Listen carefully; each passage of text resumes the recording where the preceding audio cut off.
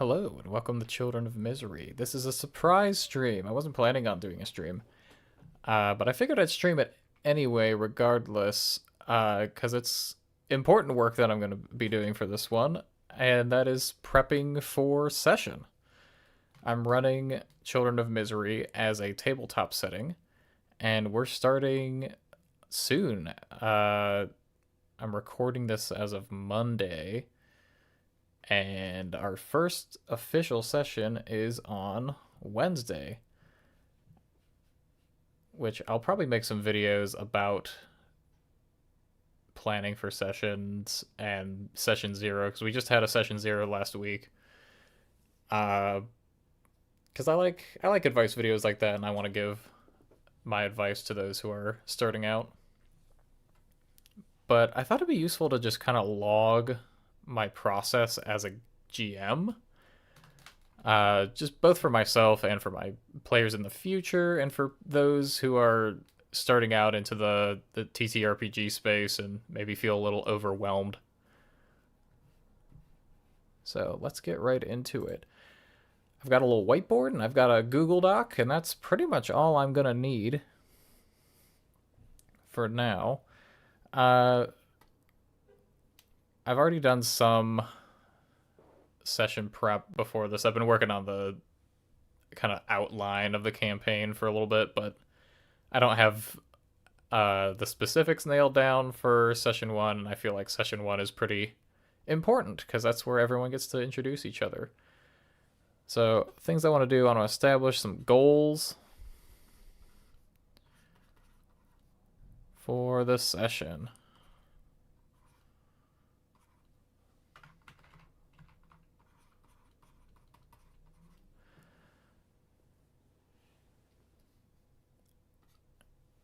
And I want to, let's see here. At least for prepping, I want to make sure I have my resources.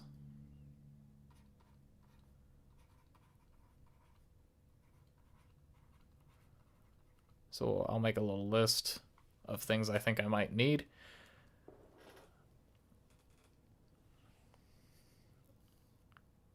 And then what else do we want to get done today?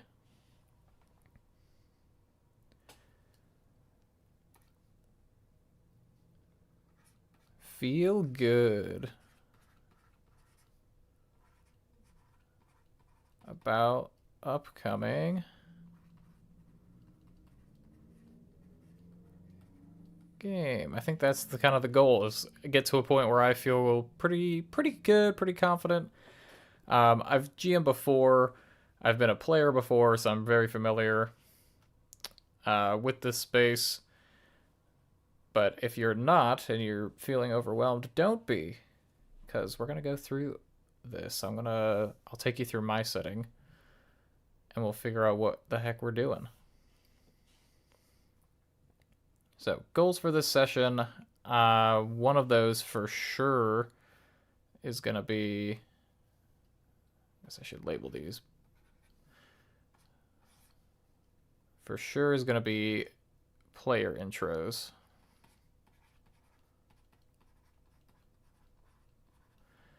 We want our players to introduce themselves to each other, because up to this point, I have told them to keep their characters secret from each other, and they've had little hints here and there about what it is they're doing, what kind of characters they're making.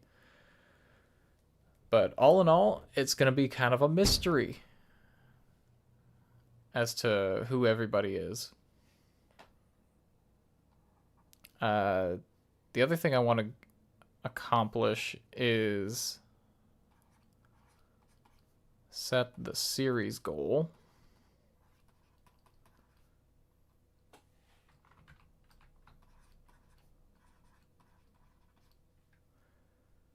You know, what is the plot?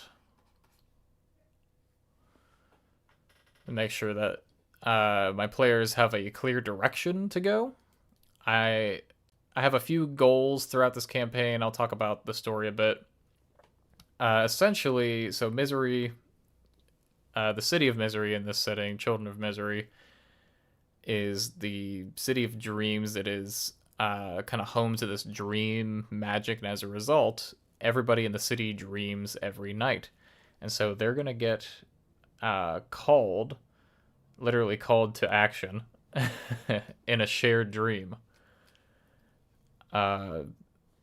Someone needs their help. They're not sure who that someone is, and they need to find these. What would you call them? I guess MacGuffins is what I would call them. Essentially, there's these magical dream artifacts that they have to recover in various points throughout the city, but they're hidden, they're hard to get to, nobody knows where they are. Players aren't going to know a lot about them and their origin starting out, and that's kind of the point. They'll learn more about what they are, where they came from, who they came from as they progress through the campaign. But there's going to be kind of a sense of danger, a sense of urgency to work together to find these things and find each other initially, because they don't know each other yet. So I guess sub goal of player intros is get them all together.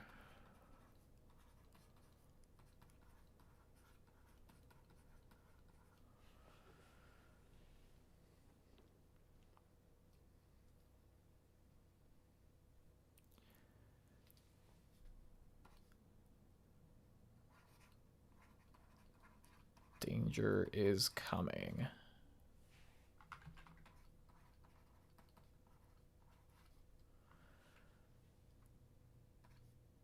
Find the things.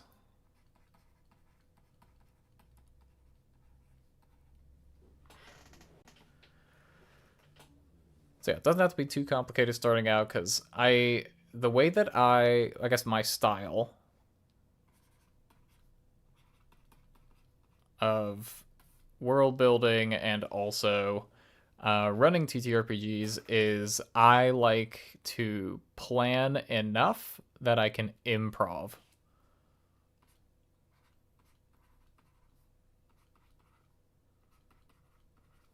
So plan to the point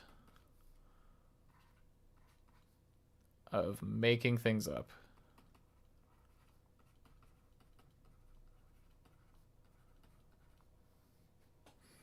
And what I mean by that is I have an established world. I have rules in that world I've established. I know how the magic works. I know the city really well at this point. I know what does and does not belong in there. But I don't want to plan everything out. I want to leave room for my players to be able to contribute to not just the story, but also to the world building. If there's a gap that I haven't filled in yet, I want their input. So I'd say kind of half plan, half improv kind of style. That's how I like to do things. Also, my style for this campaign is I have, I guess what I want to have is clear goals.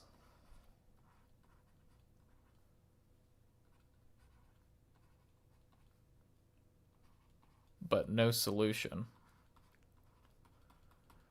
Because the solution is up to my players.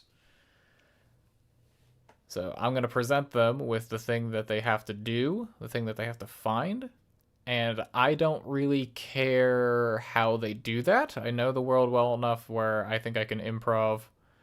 I know I can improv NPCs, I can improv the settings, I can describe anything to them wherever they go. Pretty confident on that end. But yeah, it's up to them to find the solution. So I have ideas of where they will go, and I have some encounters in my head planned out, but I want to make sure that we're prepared for some of these things.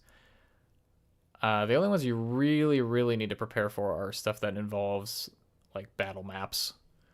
Everything else is pretty theater of mind. So mainly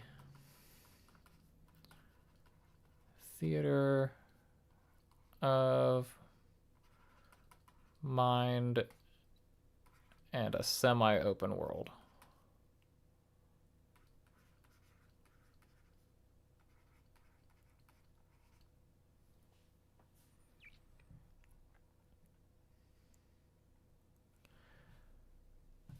So that's where I'm at with that.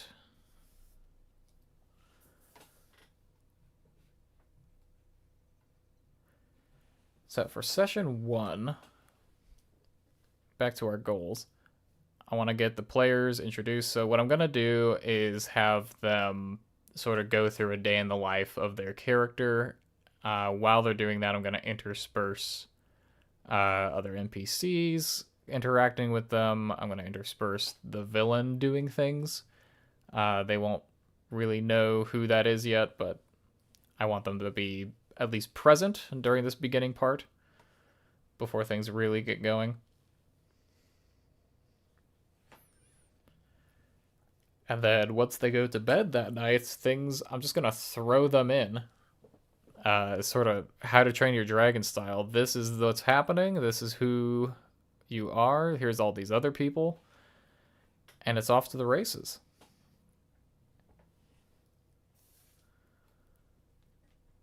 So I'll open up I'll come back to number 2 in a bit, because I want to make sure we've got that going. So this is my this is my Google Doc. Very long list. It's not going to be this long for every session. Definitely not. Really just for this first like introductory arc, I really need to set the mood. I need to set the tone of the campaign, and I need to give each character kind of their own setup as well.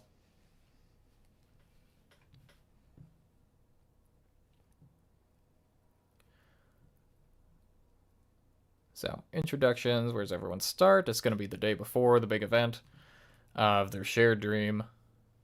Oh yeah, I was going to have them draw initiative for the story order. Interspacing game mechanics between cutscenes is really nice. It makes players feel that they're involved. So I'm trying to organize this in a way where it doesn't really matter who goes first.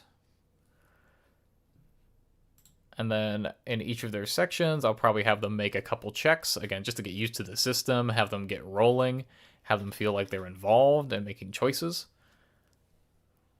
And I've reached out to them and given them a prompt of like, what is it that you do in your day to day? So we can get started. So none of this is really locked in stone. All these first bullet points, and this is a little bit of a insight into the characters as well. I'll talk about each one as we go through. I will be making videos about their characters and drawing them at some point, but I'm a little behind in video production. I've got one almost done with another map, but eventually I'll be doing a series on the district maps, and I'll be doing a series on the player introductions, and eventually the villain introduction. I think I'll end the player introductions with that, because that's sort of the main guy that I'll be playing, the adversary, the person that's trying to stop him. So let's get into it. Let's talk about pen. Short for pendulum. This is one of my friend's characters. He is he's basically the Tiny Tim cripple boy in this Victorian fantasy setting, but his father is a clocksmith, so he also works on clocks and is learning to do that as a craft, as a career. And because of his physical condition, he can't really go out and play with the other kids in the same way. So a lot of times he spends his summers in the shop helping his dad. And that's something that my player wanted to do, so we're gonna do that. So this will. I don't think we're gonna introduce the clock tower yet. I know I was putting that in there as an option. So let's describe the shop.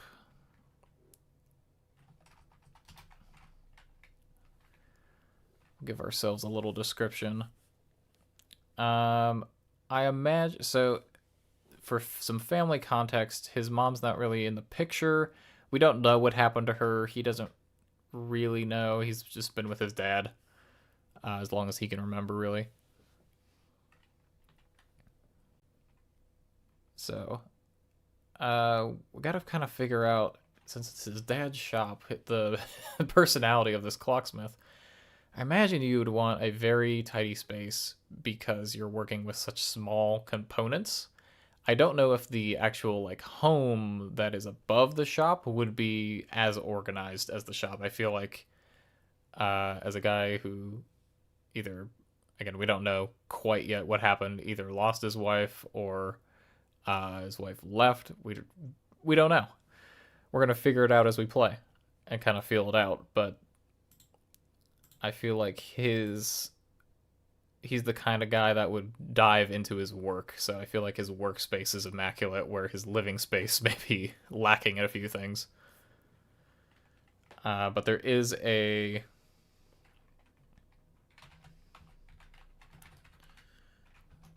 dumbwaiter lift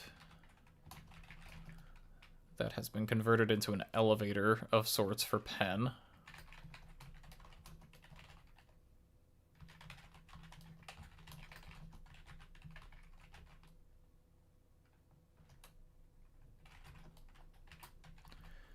Because he can use stairs, but it's definitely not the fastest way for him. So having his house be accessible is something that is important. I think his dad, being a clocksmith, being a maker, that is a project that he would have done for his son. Absolutely. Also, Penn is small. He's a little guy. He's like 10 years old. So he can fit in the dumbwaiter. Again, modified dumbwaiter. What else?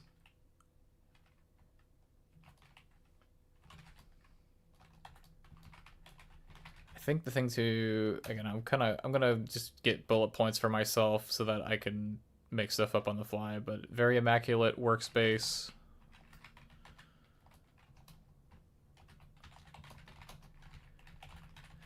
I'm gonna say like an engineer. If you've ever been in like in an engineer space, like a classroom engineer space setting, everything is immaculate. Everything is labeled. It's beautiful. Uh, there's a college that I work at that has an engineer major, and every time I go into their like maker space, I'm just amazed at how completely organized everything is. So I feel like that's sort of the mindset you'd have to have as a clocksmith. What else? What else? I imagine it's in an old brick building.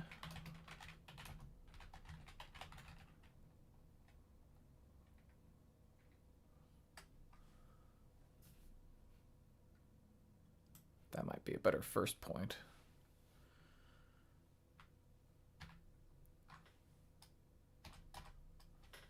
Oops. I broke it.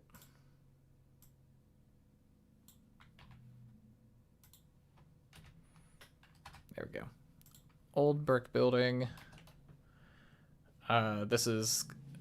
He's sort of located in the very center of the walled area on the map, if you reference the map video. What is it called? Joyless Junction. I think that's what it is. And that place is basically the beating heart of the industry of the city. So there's lots of factories, there's lots of materials being processed, things being made. So very good spot for a shop like this. where you have access to all of the metal and ore and other components, other complicated manufactured components you might need.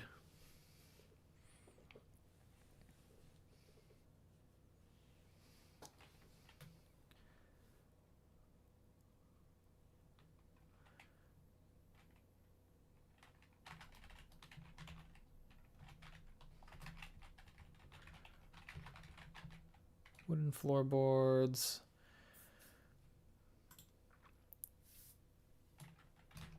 What else? What can we do to give this some character? Oh yes, ticking everywhere. It's kind of just white noise. It's probably just white noise to him, but for someone walking into this shop, you would definitely notice just the sheer amount of clocks on the wall ticking. Of course, clocks everywhere. Clocks of all makes and sizes. Yeah, there's got to be just grandfather clocks, cuckoo clocks, whatever. And oh my gosh, I cannot imagine the noise that it would make on the hour.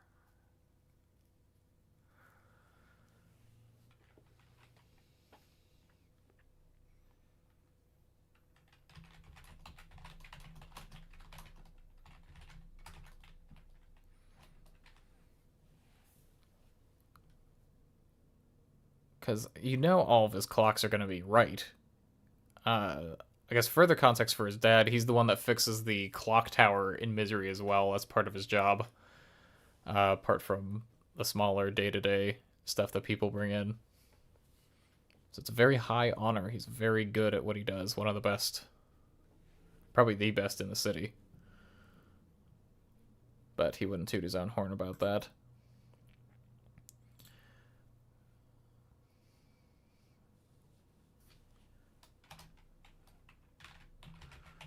Record books.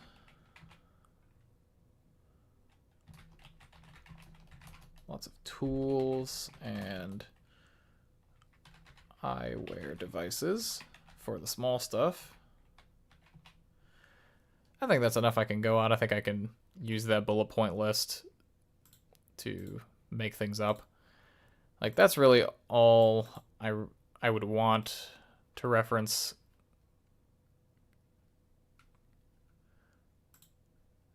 I'm not going to write out verbatim exactly what I'm going to say. Except for in the very, very beginning. I'll have to copy and paste it at some point. But I do have an introduction for the city itself. But that's not our focus right now. That's something I could do right before session. Okay, so what is he doing? Penn is fixing clocks. He's working on his job while other children get to play outside all summer. Because that's when we're starting this. I'm starting in summer because I want to give the party kind of a chance to get to know each other first before school starts. I also have one character who is not currently going to school, and I'm going to have to convince them to do that, or the other players are going to have to convince them to do that. So that'll be interesting, but I feel like that's more of a player choice and a player problem than it is me as a GM. It's definitely more convenient if they're all going to school. But, you know, if they don't want to, I can't stop them. They just won't get any of the perks of school. Oh yeah, this is some of the tasks I had. Ooh, where's my book? Where's my book? I have the rule book for Savage Worlds, the system that we're in. And what I want to reference is the list of skills.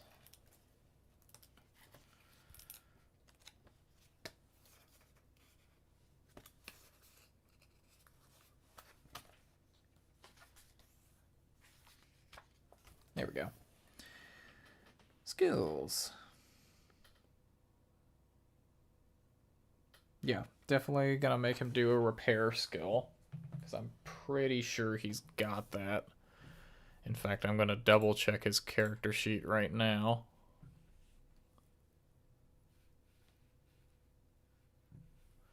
Just to be sure.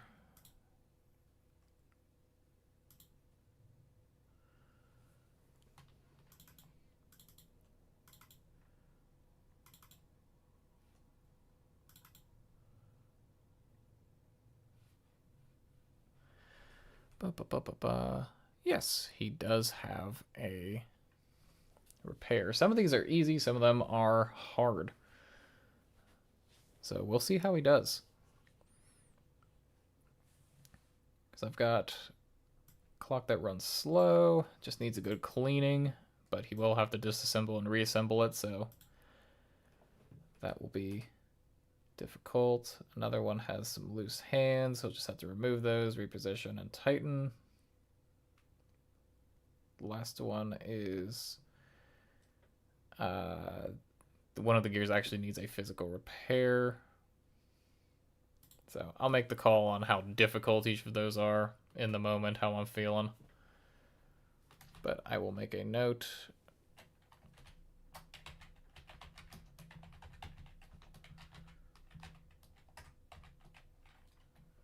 That he needs to make a repair skill check.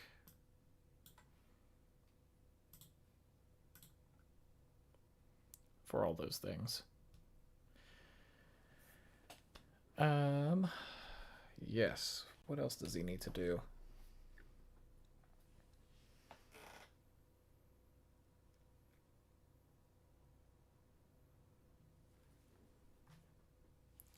Ooh, maybe his dad.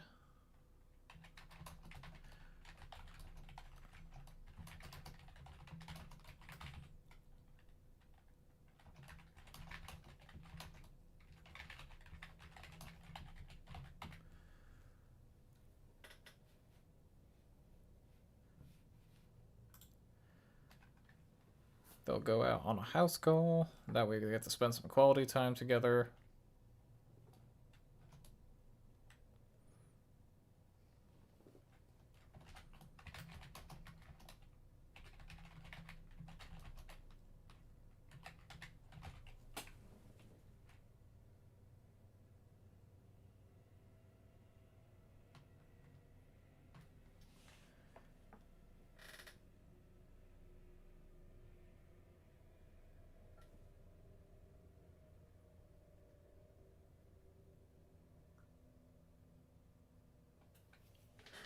Yes.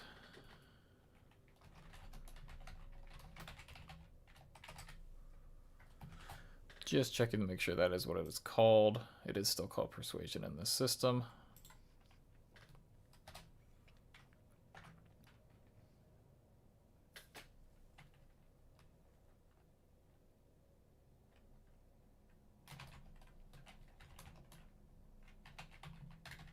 So you succeed.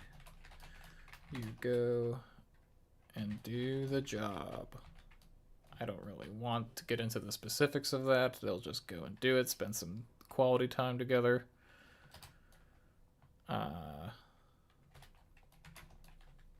If you fail,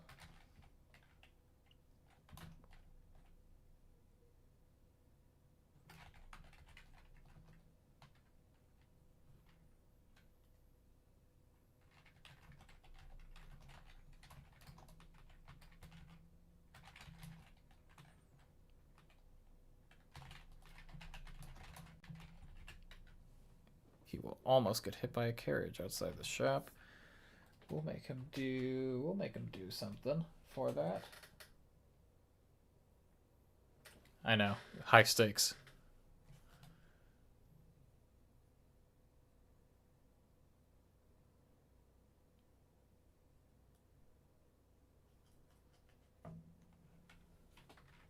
I'll say agility or athletics.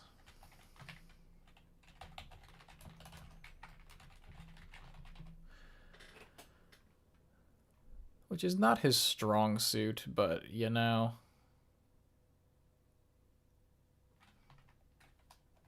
We'll make it work.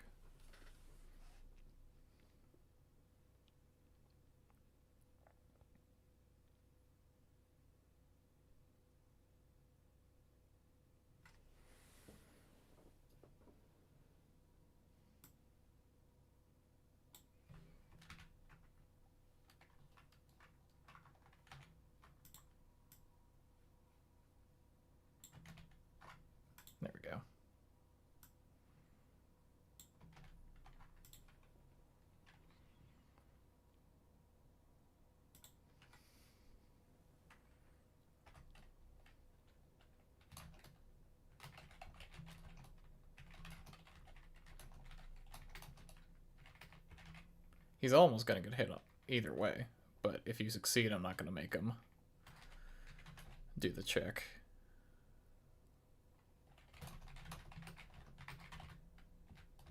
The reason I'm doing this is because his dad is kind of overprotective, and I want to establish that right off the bat in episode 1, because the other players don't know these family dynamics yet.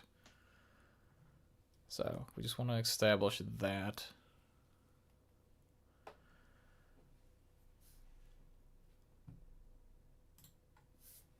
And then I guess bedtime routine.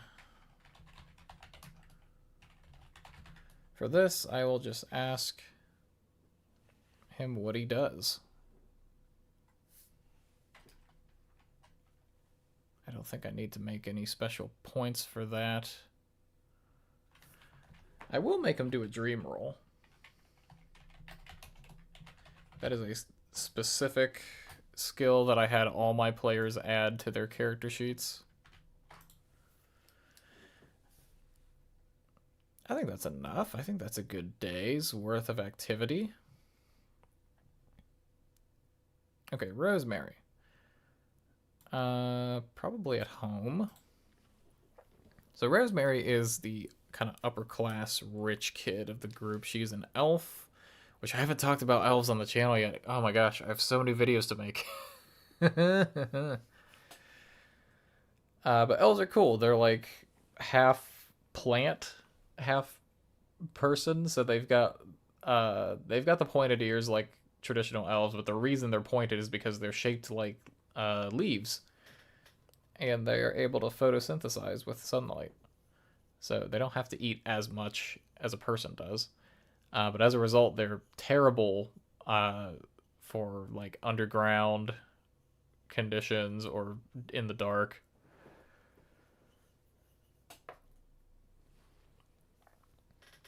So Rosemary lives in a penthouse on the top floor of a tall building. So very, very different. Things we want to establish with her. I guess, have I gotten any messages from my player about this? Let's check.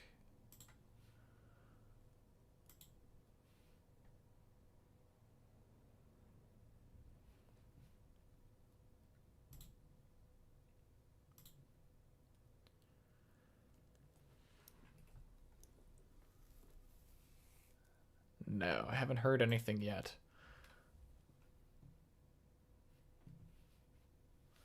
That's okay.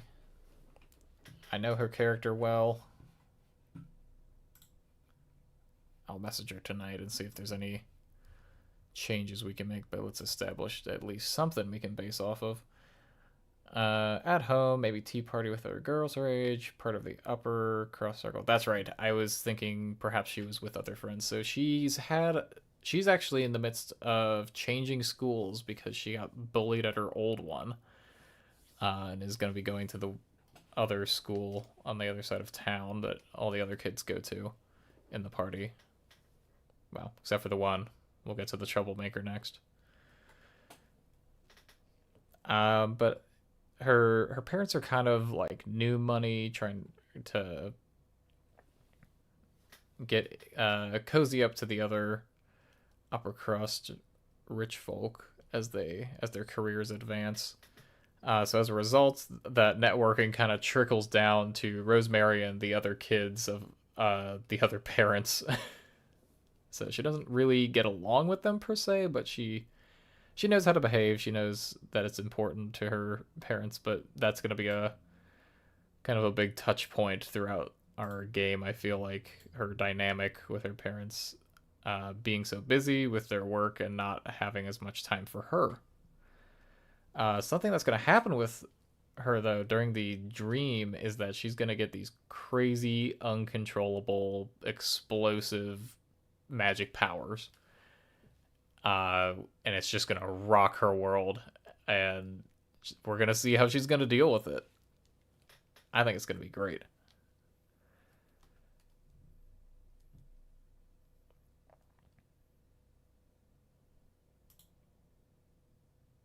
But yeah, she's actually in a similar situation to Pen. She she's got all these activities. She takes lessons. So there's plenty of things we can pull from for her being stuck at home. I'll ask her what she thinks she might be doing on this day. I imagine she has tutors. She's got her butler. Oh, man, what is her butler's name? We had a really good name. I remember.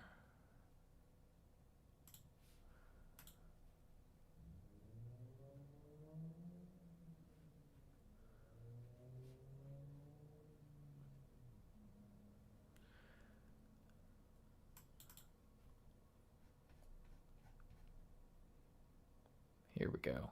Wadsworth.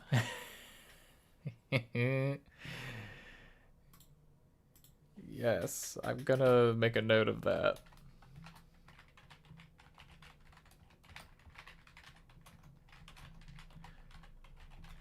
Yes, Wadsworth will manage her schedule.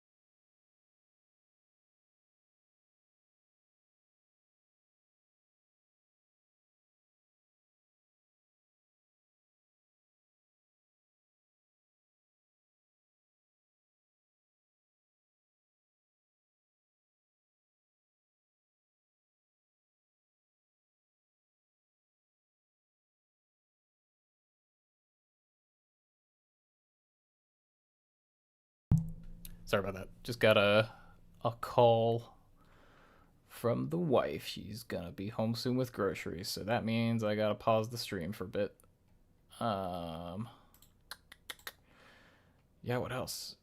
Oh yeah, her dad's a lawyer. He's gonna be talking about the Fizuri case. That'll come in later. I'm trying to bring in connections to other players. Honestly, I'm pretty good with that. I guess she should make some kind of like social role.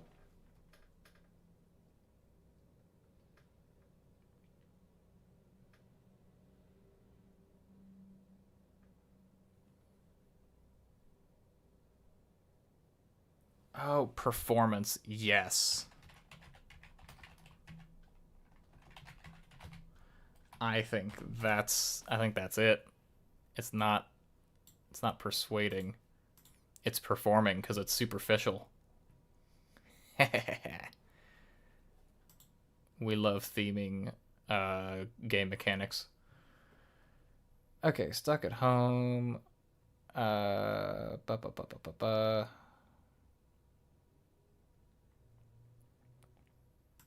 Other kind of lessons. Yeah. I'm gonna pause just for a bit, and we'll be back. We'll take a little intermission.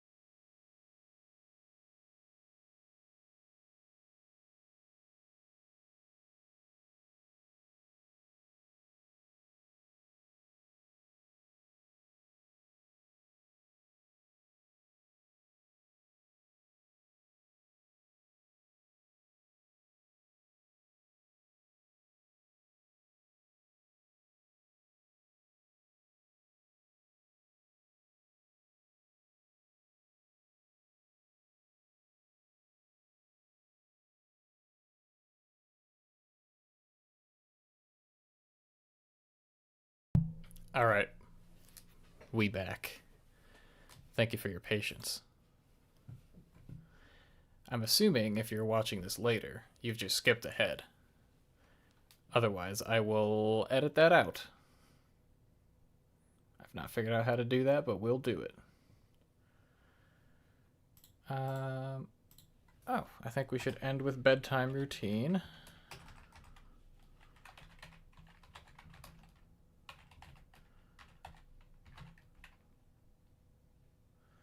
Yeah. And that is a dream check. Any other checks I can have in here? Dad comes home, talking about a new case.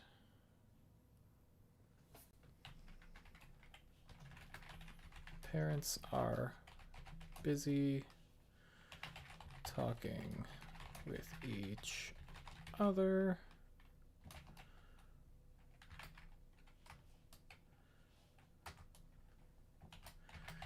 Make a... What kind of check should a child do to get their parents' attention?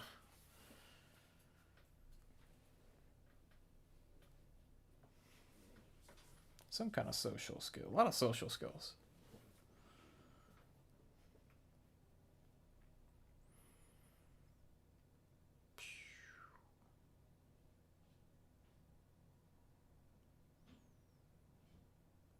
Oh, that reminds me. I'm just looking through this now. I'm gonna have him make a notice roll first.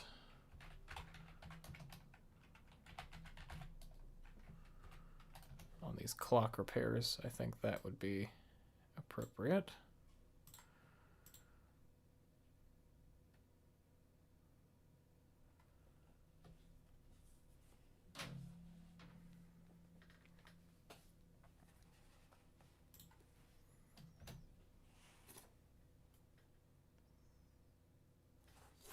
Actually, I should pull up her character sheet as well, just to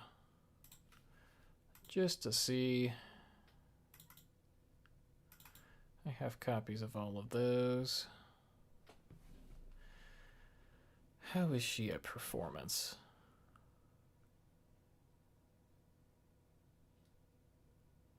Oh, not unskilled at performance. Okay. But very good at notice. I'll have her do a notice check as well then. I think it's important that they do things that they are good at and things that they are not good at.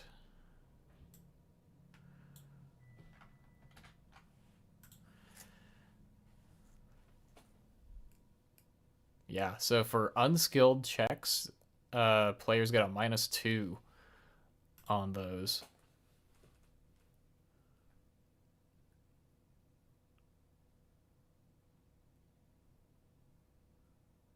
So we'll see how that turns out.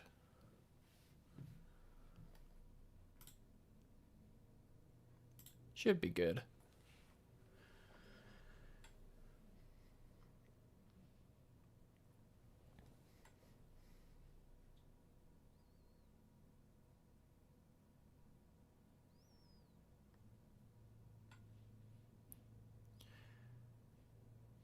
I suppose she could convince me to do a different one. So we'll keep a performance from now. We'll see how that goes.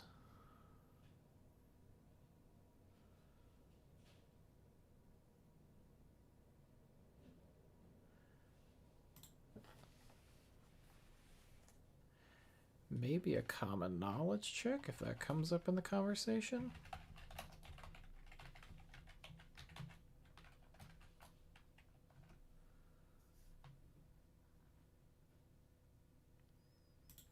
I should make a bullet point list of discussion topics for me.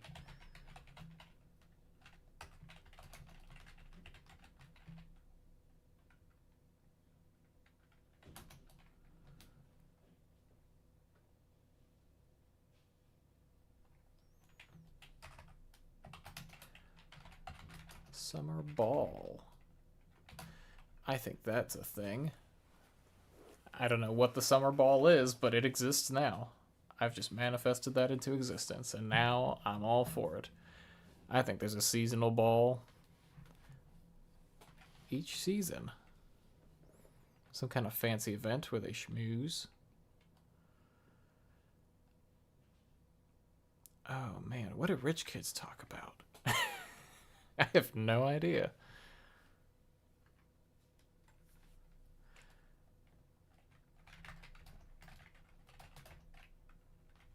Talk about family achievements. My dad, da da da da da. My mom, da da da da da. That sort of thing. What do your parents do? Why are they important? Why are they better than your parents?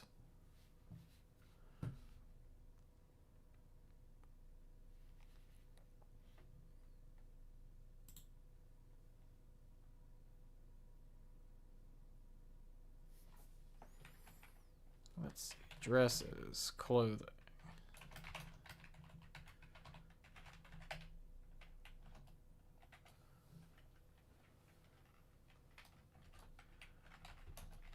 Who has the most expensive?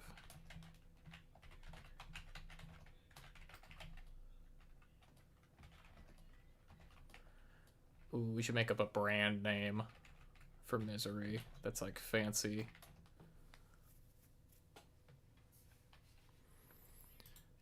Oh man, that would be so good. And that would establish world building. That's what we're here for. Sad. What's a sad surname?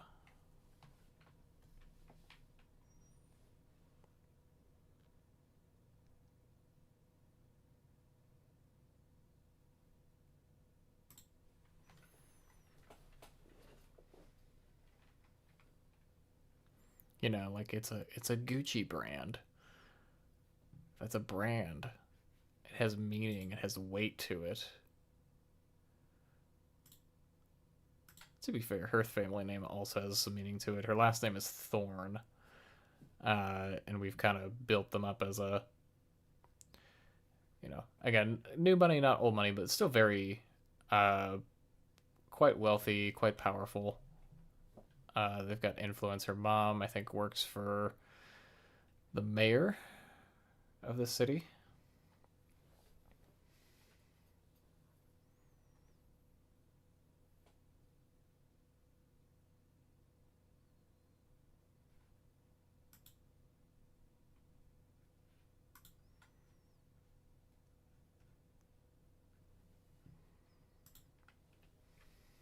Saddington.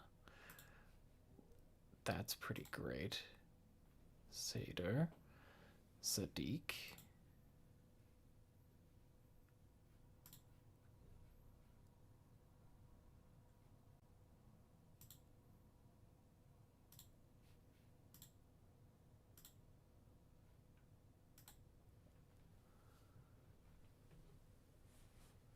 Sadu, Sadiq, Sadik, Sadler, Sadio, Sado.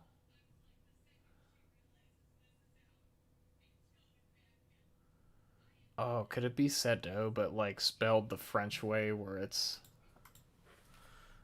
just has so many unnecessary letters.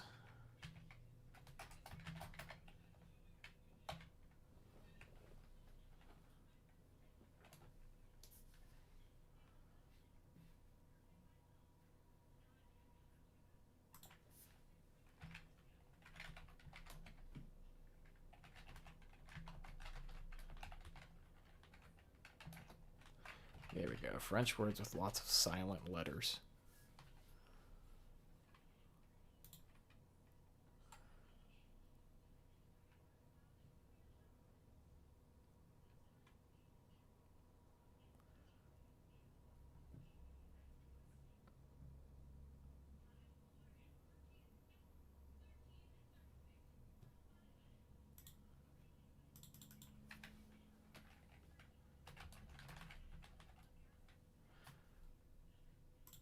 Ah, here we go.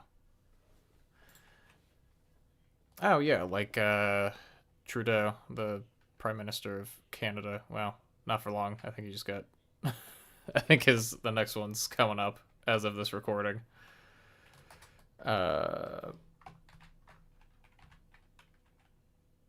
EAU Sado.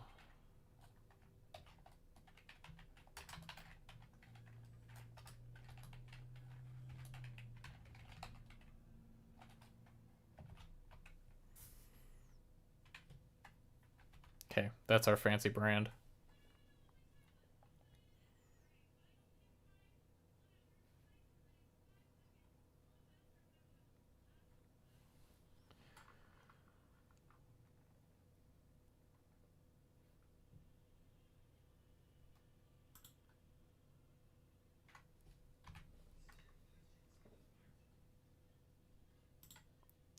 Okay, back to the check from before. To get your parents' attention. What would that be? I guess it would just be...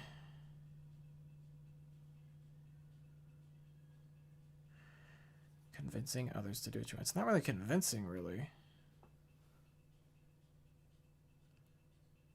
I guess it'd be a straight up spirit roll. That just has to... That's like the overall attribute.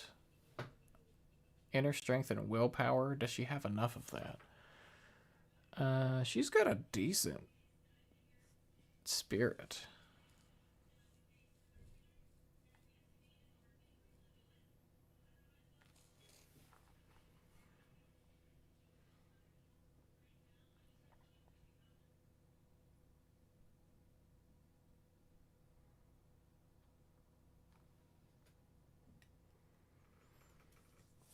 I guess a persuasion?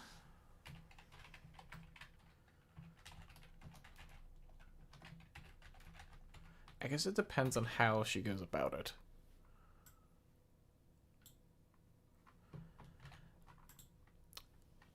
Typically, you want to save the attribute rolls for bigger things. Usually, you want to just keep it to skills, but I feel like this is a case where I would allow it. I can bend the rules. I'm in charge. And then bedtime routine. That'll give some stuff.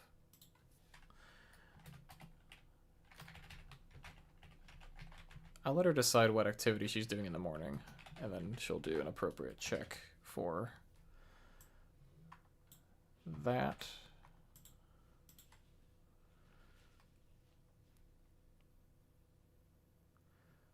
That seems pretty good to me. Okay. Now on to the troublemaker. This is Knife. Knife is Knife is a little crow person. She is 4 years old. But bird people don't live as long as other humanoids, so mentally that's like around 8-ish. But she's a little pickpocket, and she's an orphan. So I feel like starting out, I guess I gotta ask her about her morning routine. I should ask all of them the morning routine.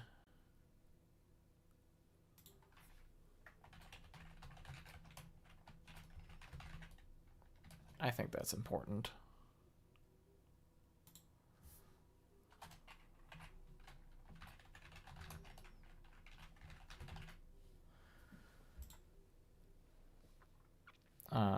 Oh, I should have a description for Rosemary's Place.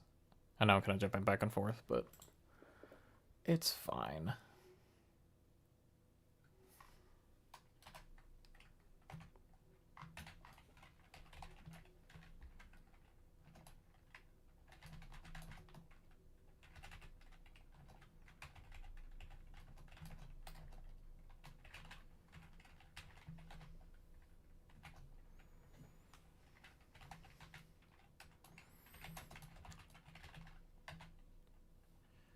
with huge windows.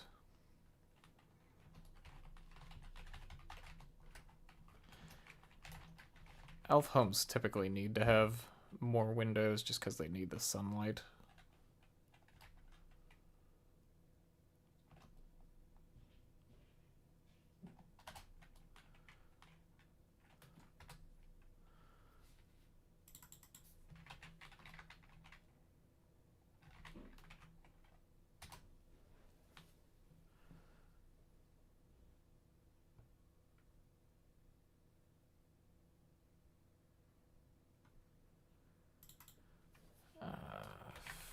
Fancy synonyms.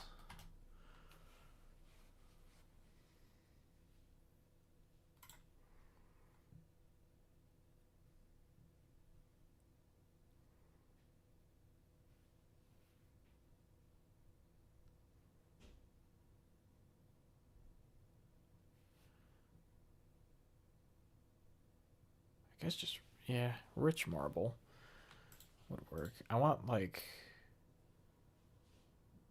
this place has got to be fancy as heck.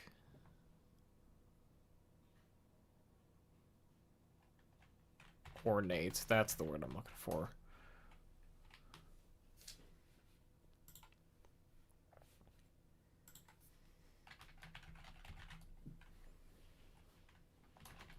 Tiled floors for sure.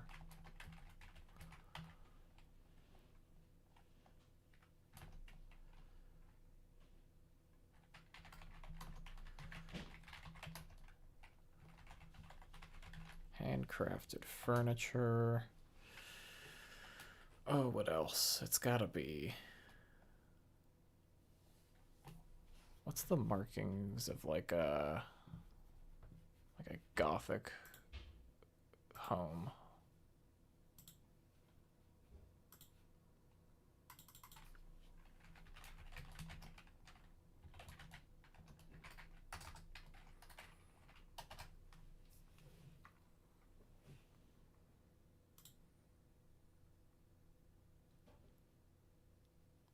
Maybe Victorian is more.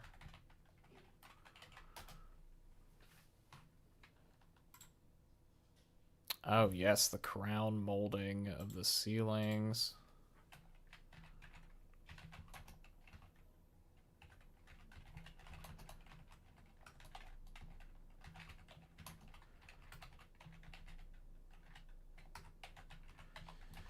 Like, I feel like this place has to be almost trying too hard to be fancy, you know?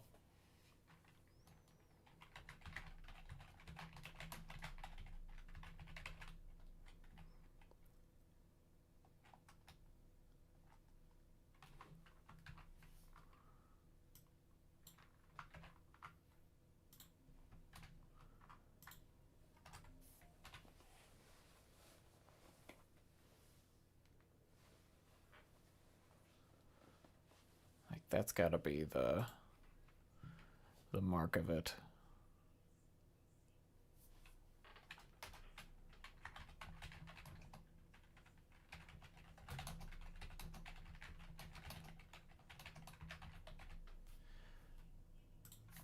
I feel like there's gotta have, like, fragile, expensive decor of some kind. You know, all the little knickknacks, all the pictures on the wall, curtains. Just everything. Just as maximalist as possible.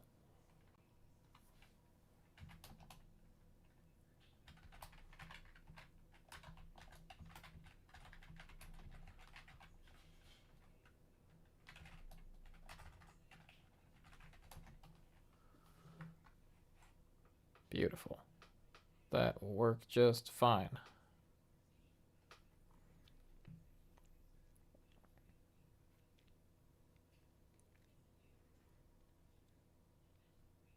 Okay, now to our street urchin. After establishing that So here's the thing about Knife. I don't really know where she wakes up because sometimes she spends the night at the orphanage and sometimes she just kind of does her own thing. So I think that's going to be up to my player to decide where this morning starts. But definitely going to be out in the Lacrimosa lanes pickpocketing. Roll to see how well it goes. Let's put something more specific. We're going to roll stealth.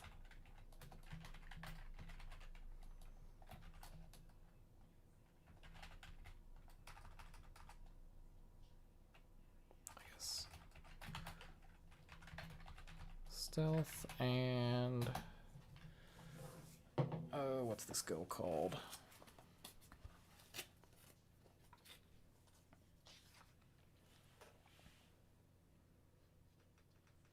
There's a specific skill. Yep, thievery. That is the check to make.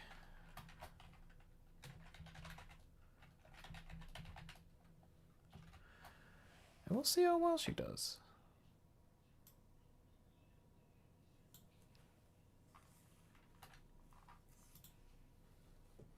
I'm just gonna have her go solo. I want her to sneak around.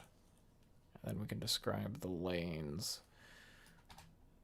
The tall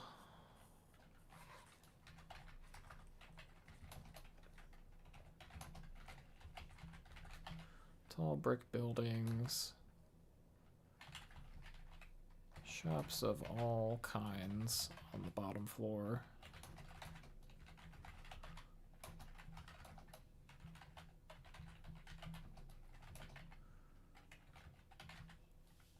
Residences up above.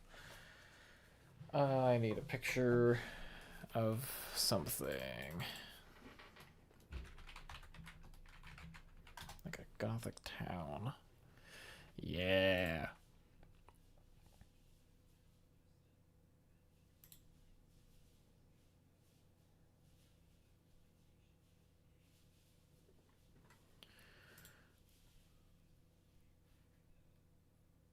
Most Gothic looking city. Geography.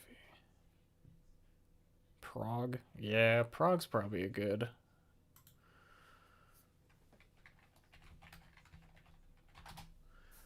reference. Oh, yeah. Yeah, Prague is a perfect reference for this.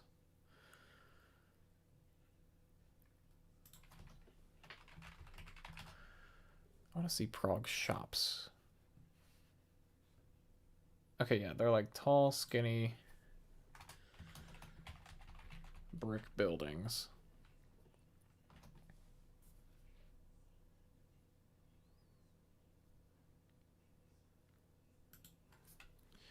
Some of them have like pretty elaborate, lots of signs. Some have elaborate, what do you call them? Stonework?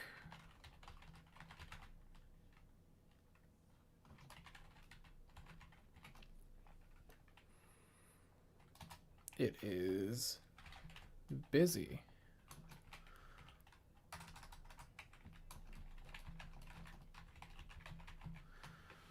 Lots of tourists going around.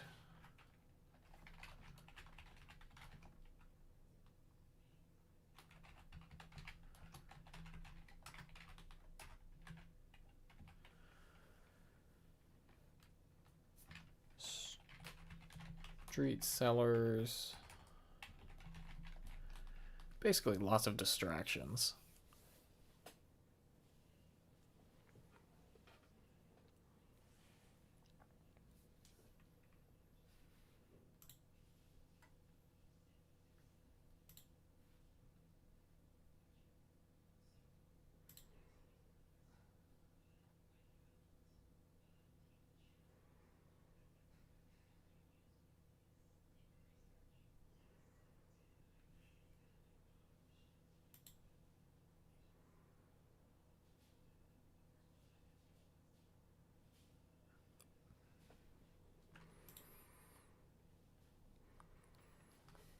Honestly, it's a cool looking city. I would love to visit Prague.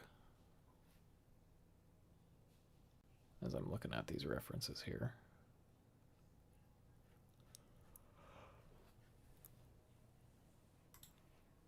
I just want to wander around on the street. Oh yeah, cobblestone streets.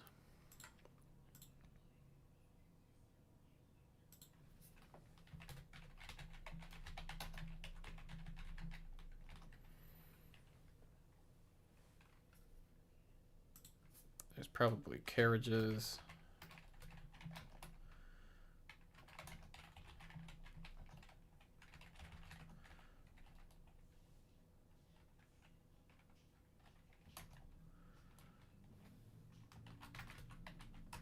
Carts making deliveries. There are automobiles in this world. They are exceptionally rare to see. I don't think you would find them going down this street per se.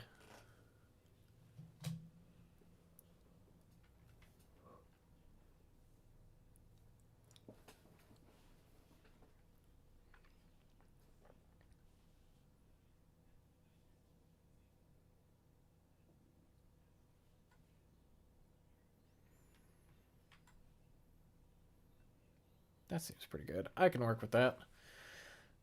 While she's out, she's gonna run into Sticky. Sticky's an NPC. His name is Sticky Slick, which is the worst name, and I adore it. I love terrible names. But he runs the pickpocket gang. She owes him money. So that's gonna be good. I feel like there should be some kind of check in that conversation.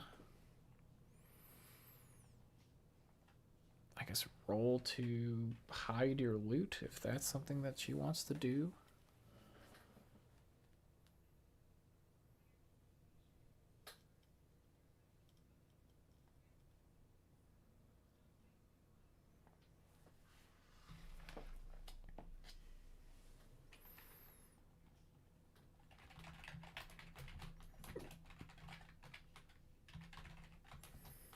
What other...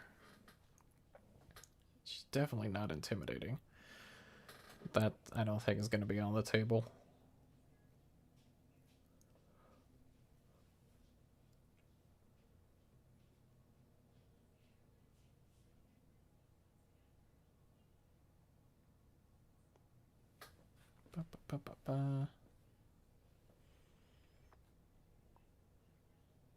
Yeah.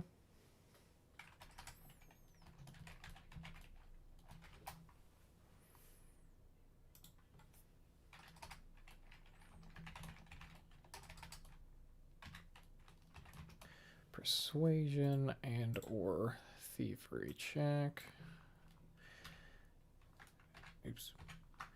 Thievery because you can use thievery for sleight of hand as well. Doesn't necessarily have to be for stealing, it's just a general skill.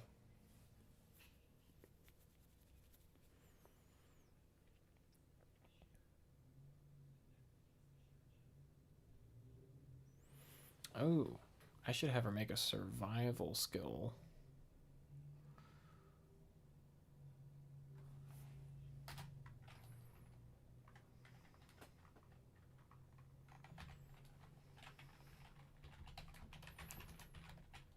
She needs to eat. Look for food. None of the other kids need to worry about that.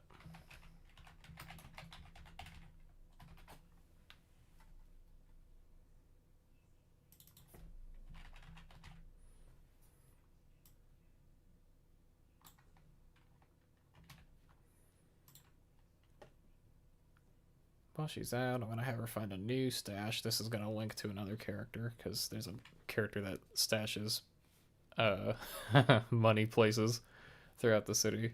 So I want there to be some conflict right off the bat. I think that would be great.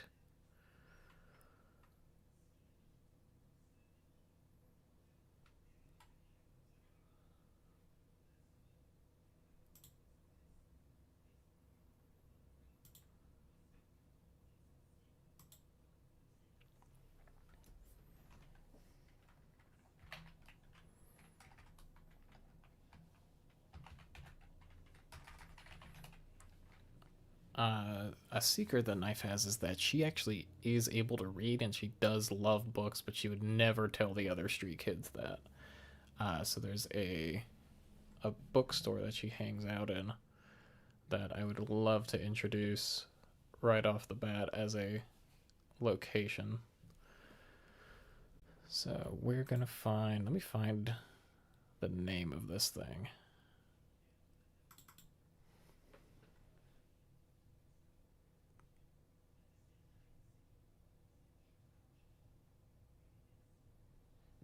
Hidden Heartache, yes.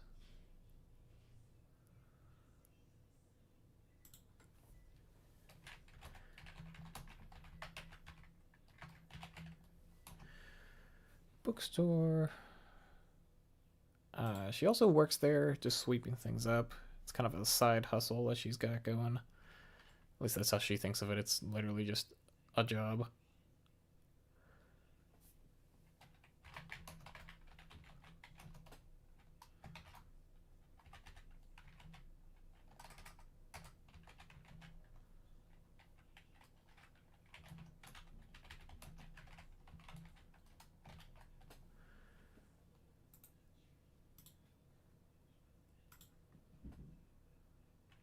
I think that she has a little jar that she puts money into toward buying the books she wants. And she goes to bed somewhere. I don't know where.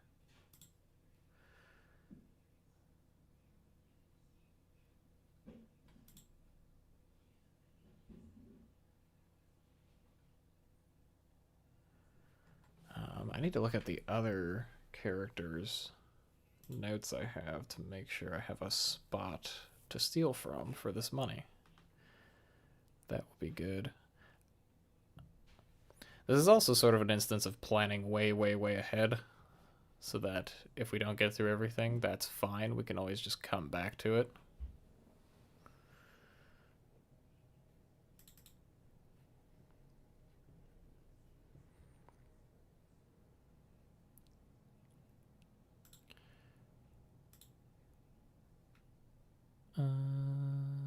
Yeah.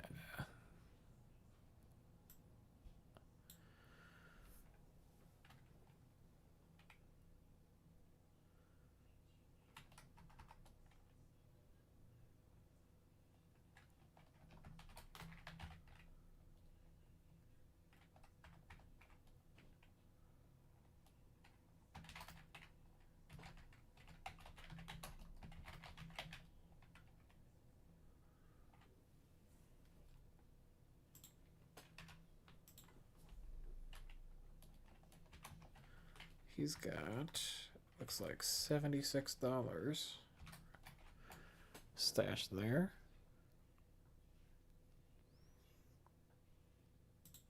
I'll ever do a notice roll, though.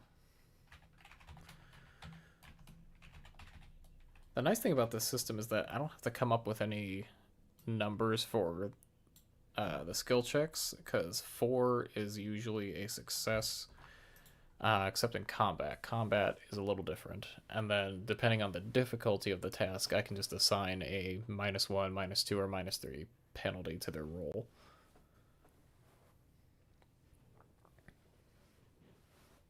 It's quite nice for me. I think that's quite a good run. Okay, Nicolo Papagliardo. He is in. So. I love this character because it has forced me to world build so much more. My player came to me and said, I want my kid to be an immigrant. And I went, oh no. Now I have to make a whole new country. So they're from, I guess the equivalent would be Italy. And his father runs a local historic theater in the Little Fortuna district, because Fortuna is the name of the country they're from. But he's also a ticket scalper secretly. He's trying to make money for his family business because it's not going so great. So there's some things we need to establish first. Is the morning routine.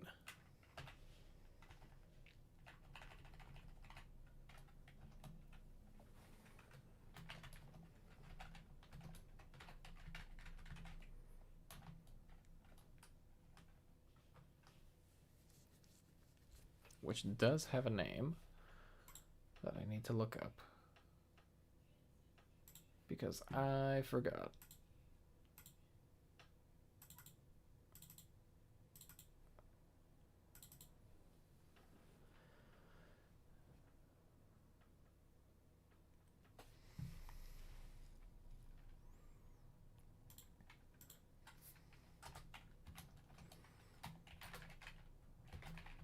The Palazzo de Sant'Angelo.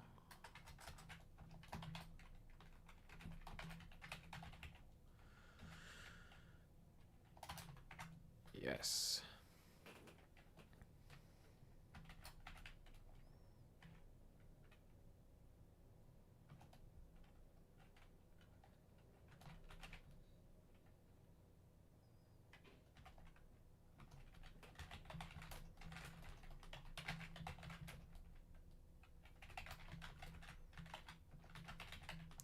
It's an old brick building with cracked plastered walls, very tall.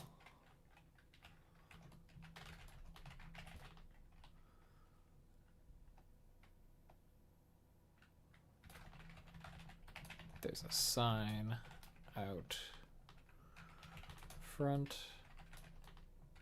that gets updated. That doesn't need an apostrophe.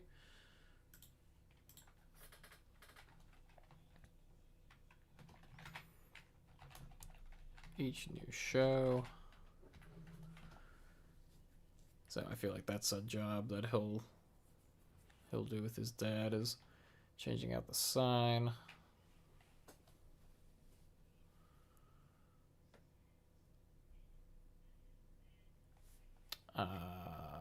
I've got some references for this. There's a really, really, really old theater. I think it is in Italy, actually.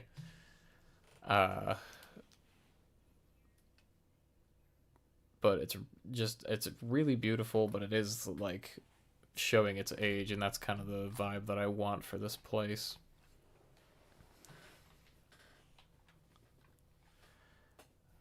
But I need to find a picture of it again.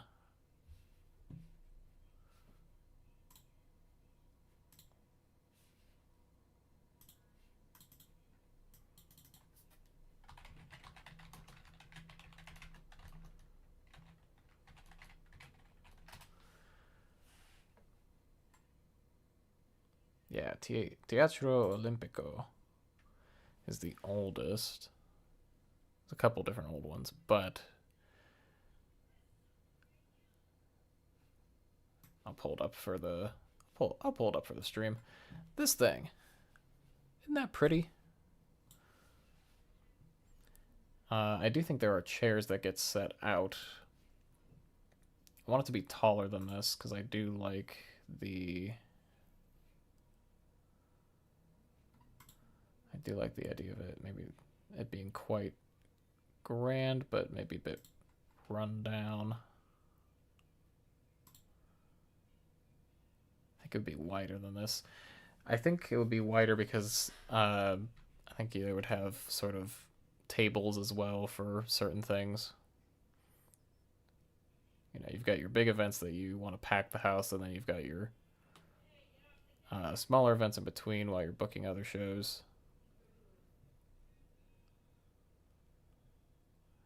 Yeah, look at this old opera house.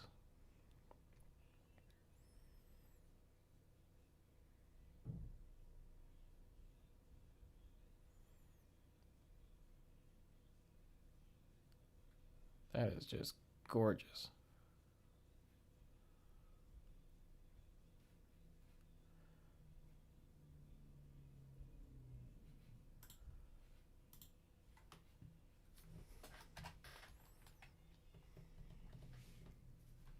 I guess it wouldn't be brick, it would just be stone.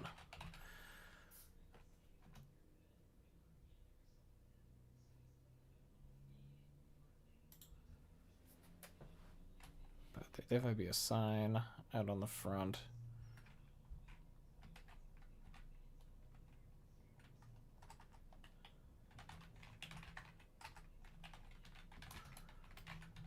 Incredible carvings. Stonework.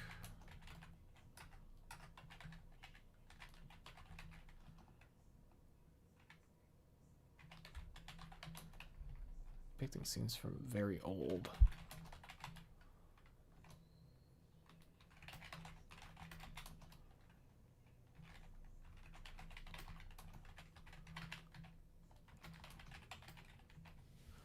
Fortunen. Operas and plays. Yeah, I think kind of referencing this thing a little bit. I don't think it'd be quite as decadent as that, but I do think it would be a stonework building.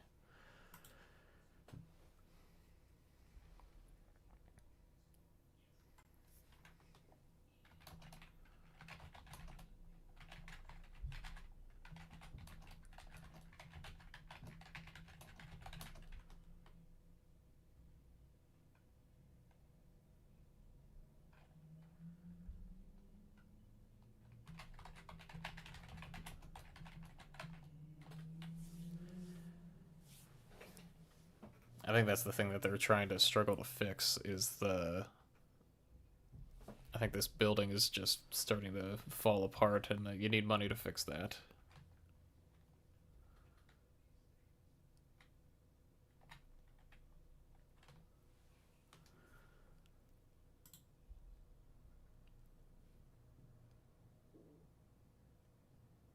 What else? What else? The interior.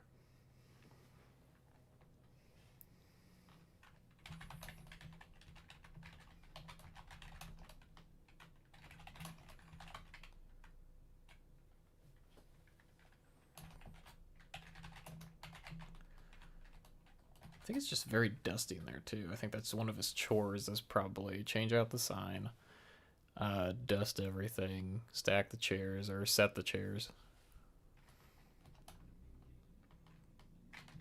At least the ones that aren't brokens.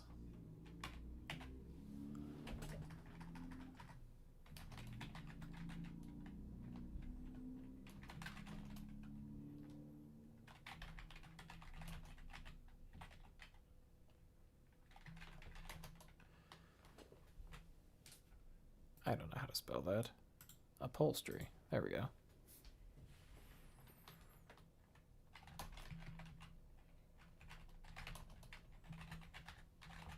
Varying condition.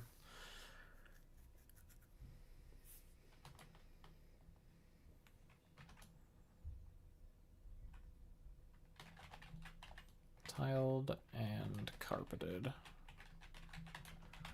Floors. I think the lobby's probably has some nice tile, and like the bathroom area probably has some nice tile, but the lovely carpet that's been there for who knows how long, who knows how many decades or maybe even centuries it's been there. That should be good. I think I can expound upon that.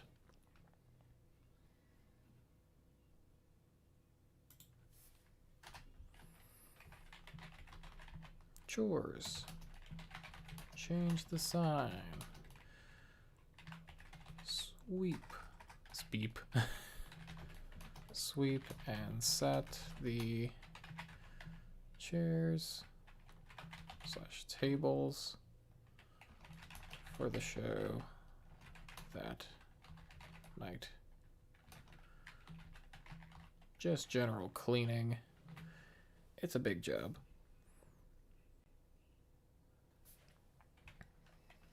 I think at some point, though,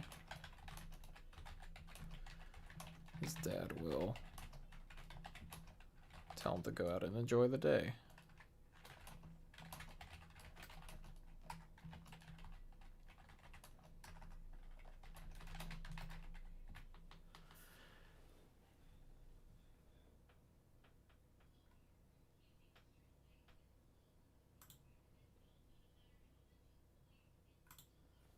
I guess I should have him make a check. What kind of check do you do for chores? Let's look at our skills here.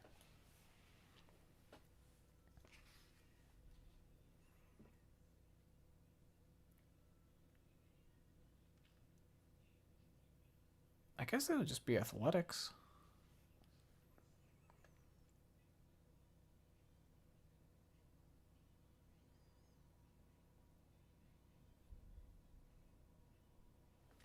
Maybe repair.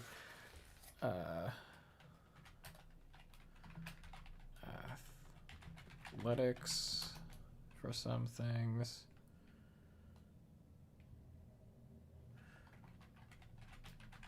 Notice for some things.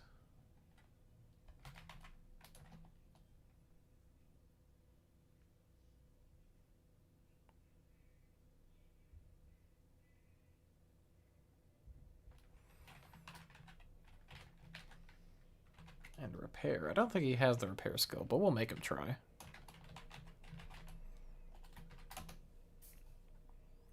We'll make him try. That looks pretty good to me.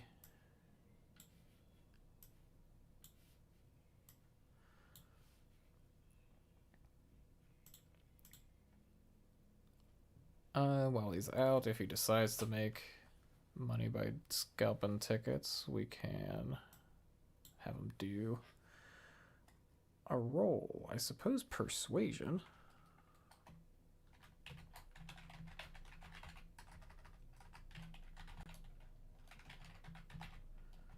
Because you're convincing or performance. And or performance.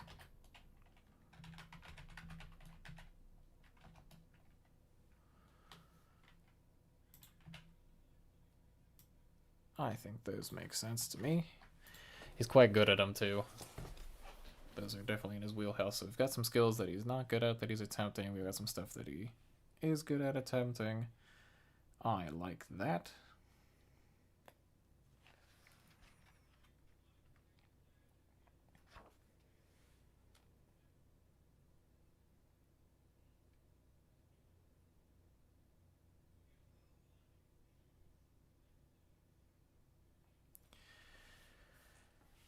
Cool. At some point, he's going to run into Sticky, telling him his dad is looking for him. This is something I wrote earlier. So his scene with Sticky doesn't really need a check per se, but Sticky is trying to prod him to be in his gang.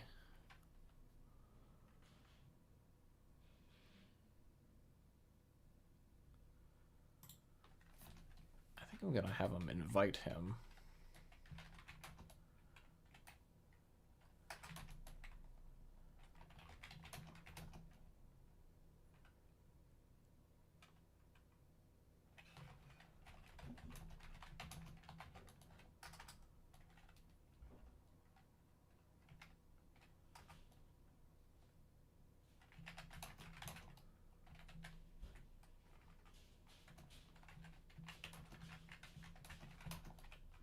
When the tourists come in.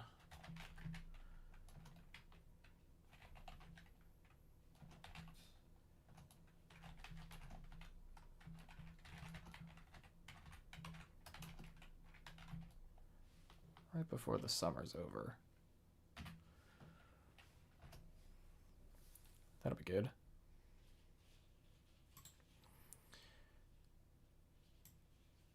And then I'll have him stash some money away in the lachrymose lanes.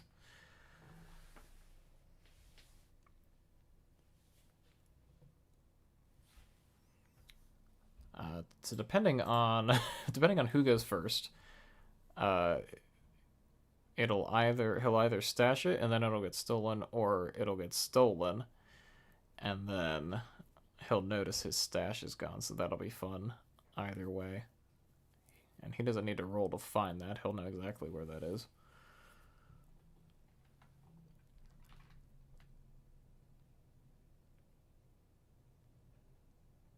Oh yeah, this is some backstory stuff.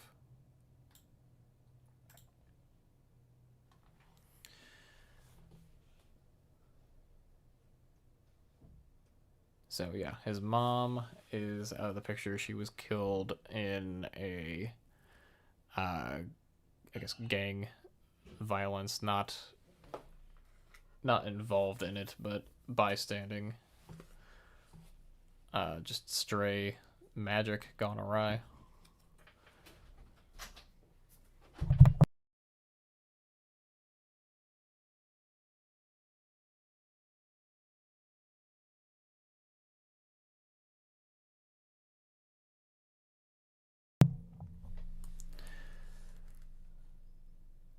But I want to introduce the fact that the guy who did it, they'll finally learn his name, and he's going on trial. And his name is Richard Fizuri, which is where the Fizuri case from earlier comes in, because I'm going to have it so that Rosemary's dad, the lawyer, will be representing Mr. Fizuri, but we don't know that until the trial. We just know that he's involved in the case somehow. Because the kids wouldn't know that.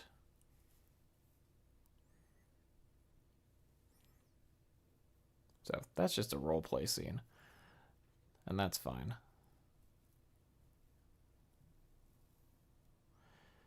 These are all things that we can kind of bounce back and forth with each other as well. Like, we don't have to go through all the whole day with one and then all the whole day with another person. Okay, so the last guy we've got, his name is Reeve Cutter. His parents work in the lumber industry. This is my new player. I don't have anything written for him yet. So this is exciting. They'll definitely be starting in Murder Market. So I'll have him go through his morning routine. He's a good kid. He's a half giant kid, so he's enormous, which I think is hilarious. He's basically the size of an adult, but he's like 12.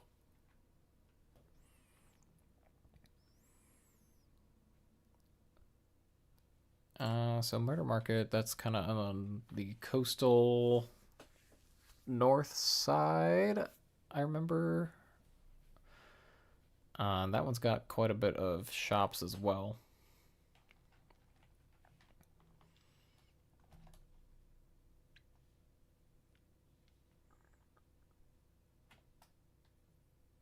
So for this one, we need to describe his home. I guess the exterior would be, I feel like it would be more of the like wooden framed, kind of almost medieval style houses, but maybe it would be, because he lives nearby the market. I'm not. He needs to live in a place that's big enough for him and his parents, because his parents are giants, so they're gonna be big. So it would have to be a place that is built for that.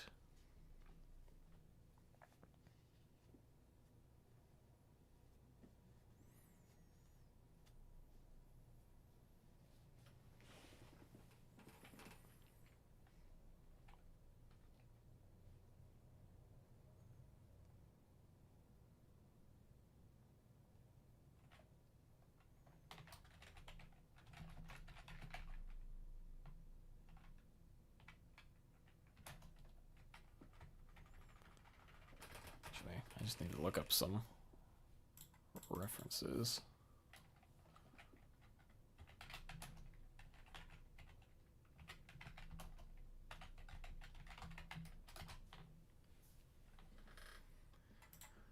So a lot of these are, there's a lot of stone buildings, there's a lot of brick buildings. I feel like it could be a stone foundation with that, like, yeah, this is what I'm looking for.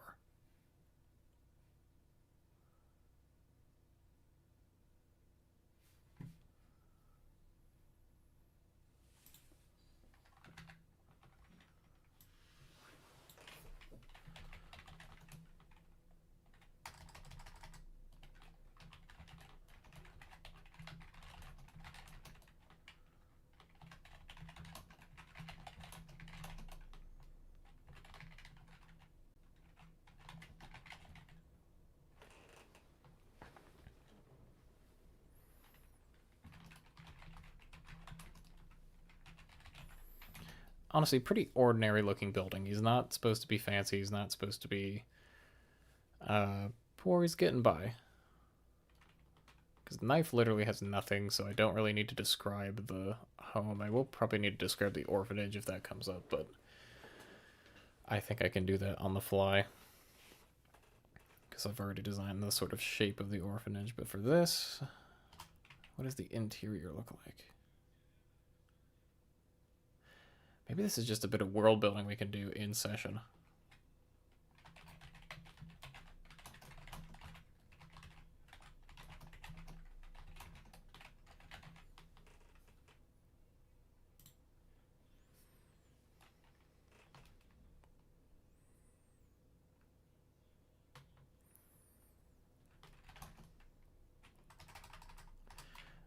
I want to say also it is a 2-story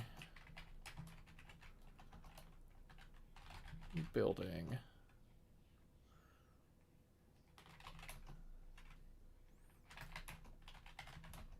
That's been built among 3-story houses. Because then the ceilings would be taller, the doors would be able to be taller, the windows would be able to be taller, and it would fit everything. It still might be cramped.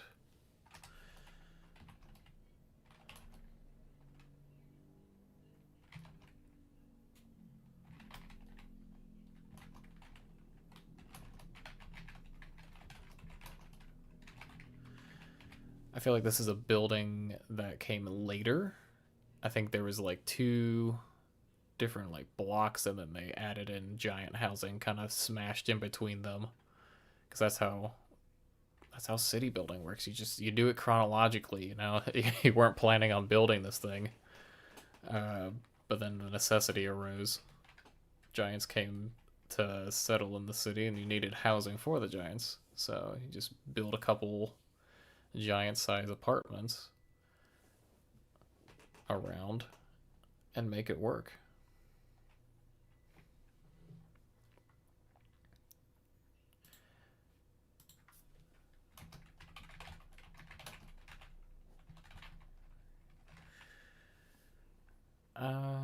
So for Murder Market itself,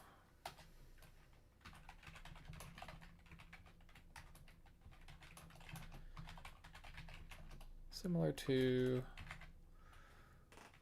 Lacrimose. Misspelled it again. I keep missing that R. Lanes, tall brick buildings.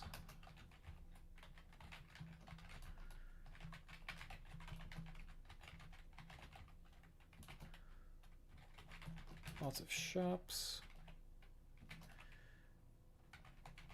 Murder Market has more produce and has the HQ. That's not a Q.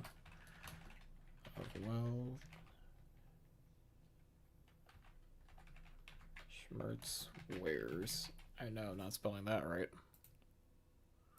And it's not going to tell me how to spell it. Cool. It's a word. It's a sad meaning word. What does he do? I feel like I need to just come back to this. I think I need to message my player tonight before session and then figure this out later.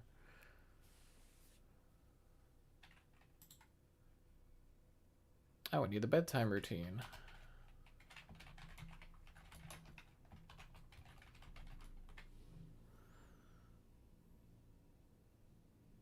For the other player. But for Reeve, what are we gonna do? He's a kid, he's got summer activities. I'll have some suggestions. Summer job? Maybe? Summer camp? Go to the park? Because his parents are kind of pushing him to go the education route so he doesn't have to go into the lumber industry. And he likes school. I guess he could go to the library.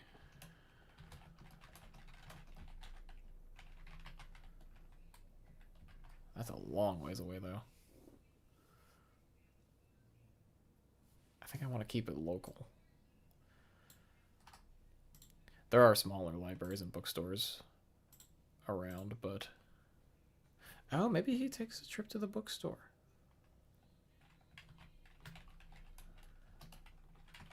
Candy bar. Bookstore. That's more in the lanes. Then there'd be some crossover if he goes to the same bookstore that Knife is at. That would be really interesting. I think that might be the crossover. Okay, that's the dots. Alistair, our villain, what is he doing?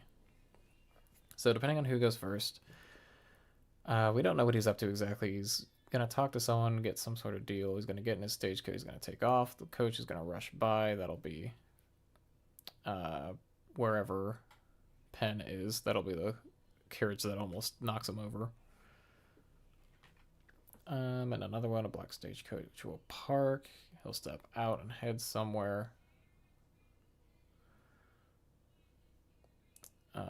He'll step by and buy something in the market somewhere. Maybe hire someone or get a permit. He needs to get a permit to dig in a certain place.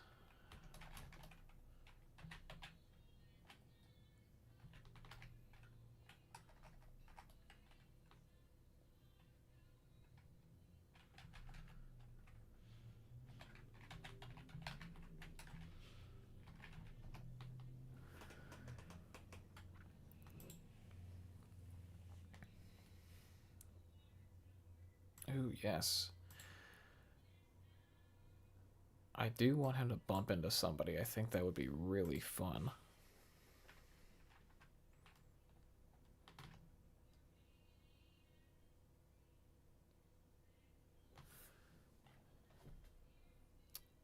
But what is the general vibe I want to give off?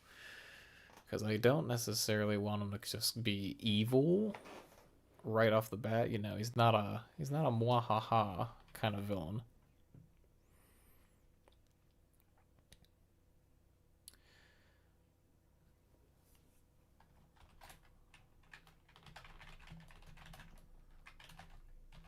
What's the vibe?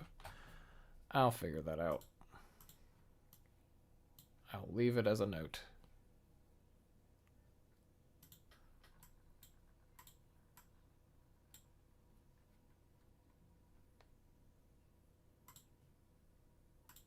We'll highlight it. There we go.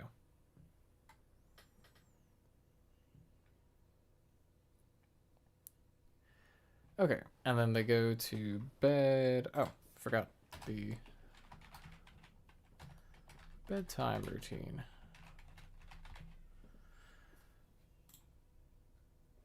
We don't know exactly what the villain's up to yet, but he'll be running around. So that'll just be interspersed through the 5 others. Bedtime comes over. Crescent moon rises over the city. We'll go to each character to see what their bedtime routine is. Yep. As all the characters go to bed, they are all awakened. They'll be in a dark void with spotlights highlighting the different children. They cannot move out of their zone and they cannot hear each other. They'll just be able to see each other.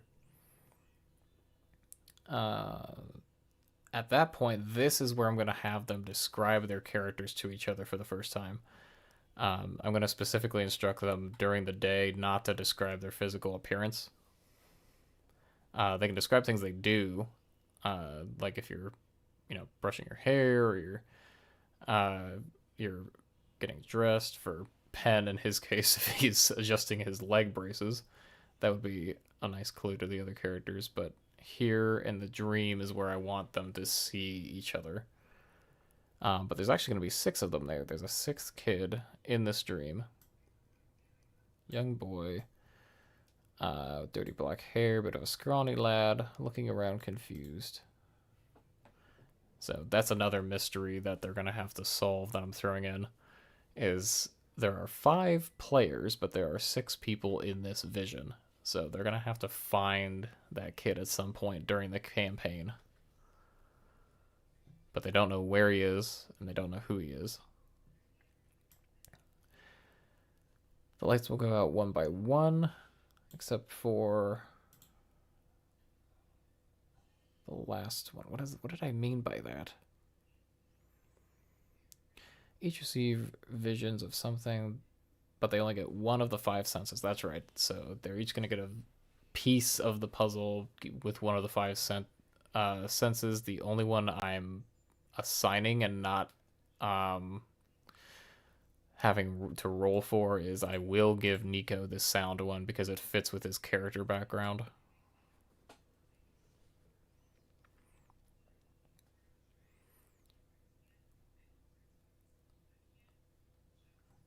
Except for the last one. What did I mean by that?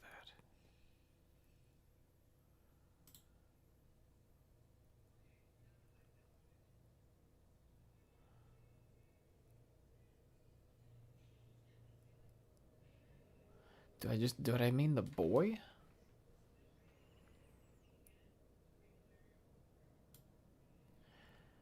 I think I'm going to change this. I think they just all go out one by one.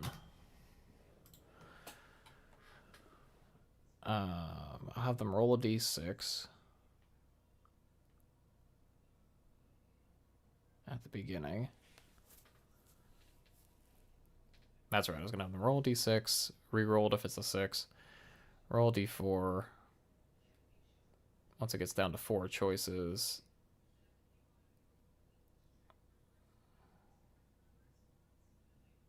so this will be 5, this will be 4, this will be 3, this will be 2, this will be 1.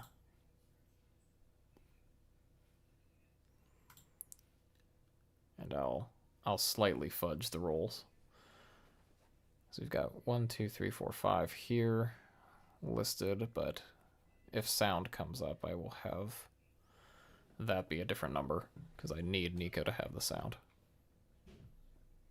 But otherwise, everything is random. It doesn't really matter. So long as they're rolling and having fun.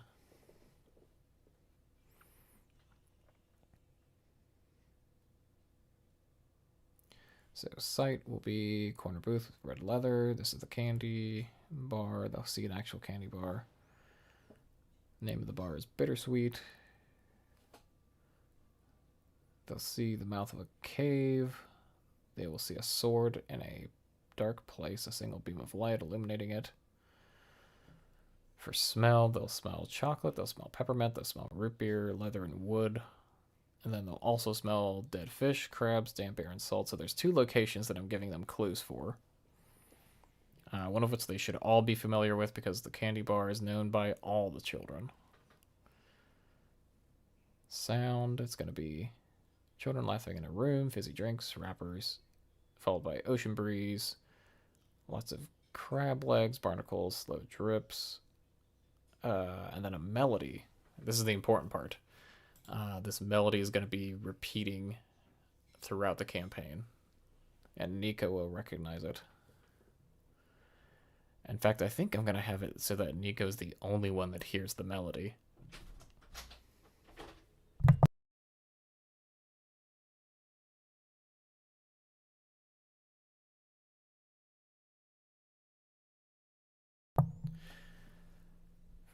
For tastes, we'll have the taste of different candies. We'll have the taste of salty air, fishy, raw seafood, gritty sand, and then metal. I guess because the sword. I'm having them taste the sword. That'll be really interesting.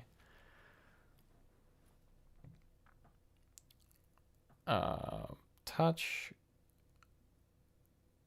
Candy bar that feels bumpy. Hard candy wrapped in its wrapping, soft gooey taffy, a cold mug that fizzles and froths on top, the seat of a leather booth, the wooden table, then the other location will be the sand between your toes, cold ocean rushing in, craggy rocks, covered in barnacles, the pinch of a crab, water rising to your waist, then your neck, then over your head, a sword.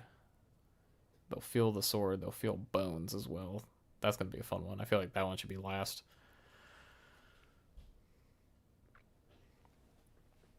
Each of them will return to the void alone, a ripple across the floor like a disturbance on a still pond.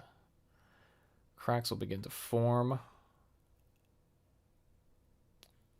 from a muffled force as if they were inside a crystal ball being smashed by a giant. Hands reach up through the cracks and begin to drag them into their nightmare. So this is the second part. So the thoughts behind this are there are the mystery that they'll hopefully figure out later is that there are two conflicting dream forces vying for their attention. So the first one was giving them all those clues. The second one is this, a far more sinister force. It's sort of a tug of war. So I don't know how long it'll take them to realize that there's more than one thing vying for their bidding. But this is where things really pick up. Pan is going to become dream touched. Big skull. Lightning's going to strike him. It's going to be great. His hair's going to turn white. Rosemary's going to get her powers and also see the damage that she can do in the dream world. Knife is going to have this like creature that she sees.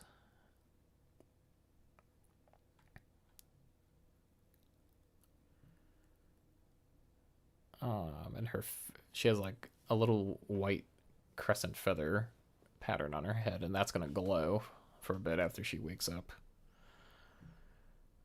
Oh, that's right, I had things with Nico.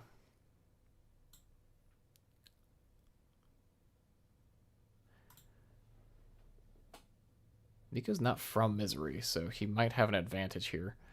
I think that was it. His heritage gives him an advantage against the thrall of the dream heart. He's gonna fall into darkness.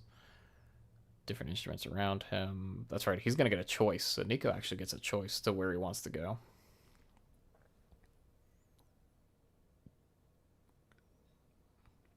So there'll be lots of instruments trying to crush him.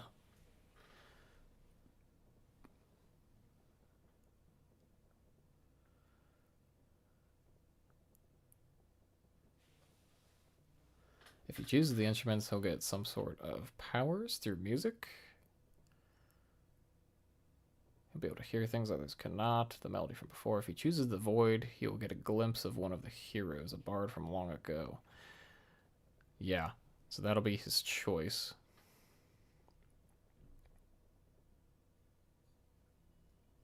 That's going to be so much fun. Reeve, I don't know what to do for him. I need to have a conversation with my player. At least that gives me a goal. I'm not too worried about the morning after. I'm assuming they'll figure out where to go.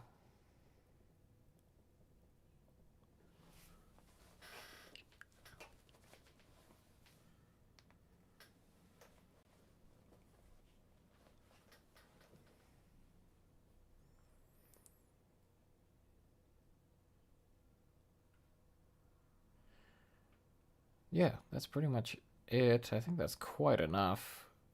I think that's plenty to leave a session on. I think we could even do a cutoff before the morning after. But ideally, I'd like to get them all into the meeting room. But we'll see how it goes. I've got some more prep to do, but I think I'm just going to leave it there for our stream for now. So thanks so much for joining me, and I'll see you next time.